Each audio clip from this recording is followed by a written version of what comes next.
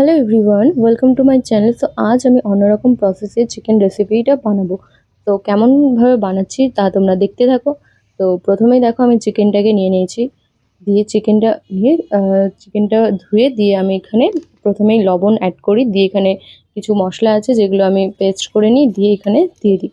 তার মধ্যে ছিল আদা, রসুন আর লঙ্কা বাটা। তো এইসব দিয়ে দিয়েছি আমি। আর এখানে অ্যাড করব আমি এখন দই। তো দেখতে থাকো।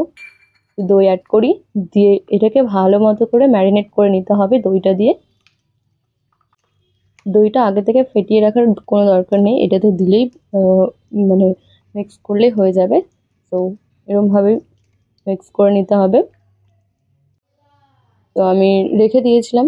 দিয়ে এখানে কিছু মশলা নিয়ে নিই, যেগুলোকে আমি হালকা করে কড়াই দিয়ে ভেজে নেব। দিয়ে এই মশলাটা কিন্তু পরে আবার মিক্সিতে গ্রেট করে নিতে হবে। দিয়ে আমি এখানে লেবুর রস দিয়ে দিই, যেহেতু তখন আমি ভুলে গেছিলাম তাই দিয়ে দিয়েছিলাম। আর এইদিকে কড়া বসিয়ে আমি এখানে তেল দিয়ে দিয়েছি কড়াতে। তো পরিমাণ মতো তেল দিয়ে এখানে তার মধ্যে আমি এখানে নিয়েছি কাজু, বাদাম আর পেঁয়াজ। এইটাকে পেস্ট করে নিতে হবে। দিয়ে পেস্ট করে আমি রেখে দিয়েছিলাম। দিয়ে এখানে তেলের মধ্যে দিয়ে এটাকে ভালো মতো নাড়িয়ে একটু শুকনো করতে হবে। দেন এর মধ্যে চিকেনটা দিয়ে দিতে হবে, যে ম্যারিনেট করে রাখা চিকেনটা ছিল সেগুলো এখানে দিয়ে দিতে হবে। তো দেখো আমি দিয়ে দিয়েছি। আর পেঁয়াজ বাটাটার কি সুন্দর একটা কালার এসছে, সেটা তোমরা দেখতেই পাচ্ছ। তো এরমভাবেই মিক্স করে নিতে হবে।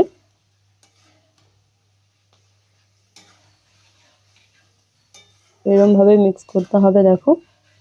দিয়ে কিছুক্ষণ পর আমি এটাকে ঢেকে দিয়েছিলাম। দিয়ে এটা থেকে হালকা মানে জল ছেড়েছে। দিয়ে দেখো, দেখতেই পাচ্ছ।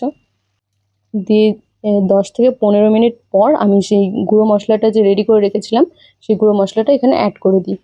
দিয়ে এই গুঁড়ো মশলাটা অ্যাড করতে দেখবে কি সুন্দর একটা কালার চলে এসেছে। তো দেখলে বুঝতেই পারবে।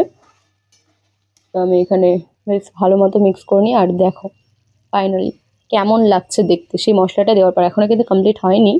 দিয়ে আমি এখানে কসুরি মেথি দিই, এটা তোমরা দিতে পারো বা অ্যাভয়েড করতে পারো। তো আমি এটা দিই। দিয়ে তারপরে আমি এখানে দিয়ে দিই, যেহেতু আমাদের প্রায় হয়ে এসেছিলো কমপ্লিট। তো তার জন্য এখানে ধনে পাতা দিই। তো কসুরি মেথি আর ধনে পাতা, তবে একটু টেস্ট হয়। দিয়ে আমি ভালো মতো নাড়িয়ে নিচ্ছি। দেখো মানে হয়ে গেছিলো। তো খুবই টেস্টি, তোমরা করলে অবশ্যই জানতে পারবে। তো আমার দেখো হয়ে গেছিলো। দিয়ে আমি এটাকে একটা বাটির মধ্যে ঢেলে নিচ্ছি। দিয়ে দেখো শেষ পর্যন্ত কি সুন্দর হয়েছে। এত সুন্দর হয়েছে মানে রেস্টুরেন্ট টাইপস, মানে কি বলো, খুবই সুন্দর হয়েছিল, খেতে টেস্টি। তো ভিডিওটা কেমন লাগলো, রেসিপিটা কেমন লাগলো অবশ্যই জানিও। লাইক, কমেন্ট, শেয়ার করো, আমাদের চ্যানেলটিকে সাবস্ক্রাইব করো। আজকের মতো এতটুকুই। পরবর্তী ভিডিওতে আবার তোমাদের সাথে দেখা